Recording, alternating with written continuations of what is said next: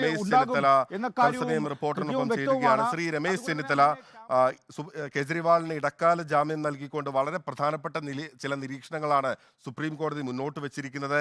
ഈ case register ചെയ്ത് കേജ്രിവാളിനെ arrest ചെയ്യാൻ ED 1.5 വർഷം വൈകി. മാത്രമല്ല, ഈ കേസ് പരിഗണിക്കുമ്പോൾ പോലും കോടതി പറഞ്ഞിരുന്നത് തെരഞ്ഞെടുപ്പിന്റെ സമയത്ത് എന്തുകൊണ്ടാണ് കേജ്രിവാളിനെ അറസ്റ്റ് ചെയ്യുന്നത് എന്നാണ്. ശ്രീ രമേശ് ചെന്നിത്തല.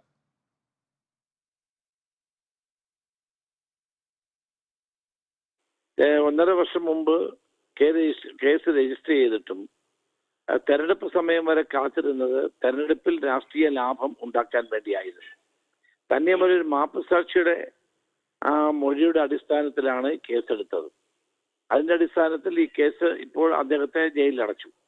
എന്നാൽ സുപ്രീം കോടതിയുടെ ഇടപെടൽ സ്വാഗതാർഹമാണ്. ഈ തെരഞ്ഞെടുപ്പിൽ അത് വളരെയേറെ പ്രയോജനം ചെയ്യും. ഇന്ത്യ മുന്നണിക്ക് ഒരു ആവേശമായി ഇത് മാറും. ഇപ്പോൾ തന്നെ ഇന്ത്യ മുന്നണി വളരെയേറെ മുന്നേറ്റം നടത്തിക്കൊണ്ടിരിക്കുന്ന സന്ദർഭമാണ്. പരാജയപ്പെടുമെന്ന് അറിയുന്നത് കൊണ്ടാണ് നരേന്ദ്രമോദി ഇപ്പോൾ ഓരോ സ്ഥലത്തും ഓരോ തരത്തിലുള്ള വർഗീയ പ്രചരണം നടത്തിക്കൊണ്ടിരിക്കുന്നത്. ഏതായാലും അതിനെയെല്ലാം അതിജീവിച്ചുകൊണ്ട് കേജ്രിവാൾ കൂടി പ്രചരണ രംഗത്ത് ഇനി വരുന്നതോടുകൂടി ഇന്ത്യ മുന്നണിക്ക് വലിയ പ്രതീക്ഷയുണ്ട്. അത് ഒരു വലിയ വിജയത്തിലേക്ക് എത്തും എന്ന കാര്യത്തിൽ സംശയമില്ല. ഏതായാലും രാഷ്ട്രീയ പ്രേരിതമായി നേതാക്കളെ ജയിലിലിടുന്ന ഈ നടപടി അവസാനിപ്പിക്കാൻ സമയമായി എന്ന് തന്നെയാണ് എനിക്ക് പറയാനുള്ളത്. ഞാനിപ്പോൾ പൂനെയിലെ തെരഞ്ഞെടുപ്പ് പ്രചരണവുമായി ബന്ധപ്പെട്ടാണ് ഇവിടെയാണ്. ഇവിടെയെല്ലാം ഇതിന്റെ പേരിൽ വലിയ ആവേശം ജനങ്ങളുടെ ഇടയിലുണ്ട്.